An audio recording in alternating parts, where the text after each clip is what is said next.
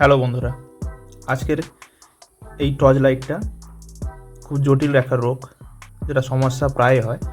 চার্জে লাগালে জ্বলে, চার্জ থেকে খুলে নিলে বন্ধ হয়ে যায়। এটা কী কারণে হয় সেটাই আজকের ফাইন্ড আউট করব আর তোমাদের কাছে তুলে ধরবো কীভাবে সারানো যায়। বোর্ডটা ভোল্টেজ দিচ্ছে কি না, চার্জিং হচ্ছে কি না, বা ব্যাটারির প্রবলেম, কিসে থেকে প্রবলেম হচ্ছে, আজ সবই দেখব। তার জন্য লাইটটা খুলে নিতে হবে। চলো খুলে নিয়ে যাক। এখন মতো আমার চ্যানেলটি যারা সাবস্ক্রাইব করেননি, সাবস্ক্রাইব করে পাশে থাকুন আর ভিডিওতে লাইক আর কমেন্ট করতে ভুলবেন না। ধন্যবাদ। লাইটটা খুলে নিয়েছি, প্রথমে মুখটা, তারপর রাবারটা খুলে নিলাম।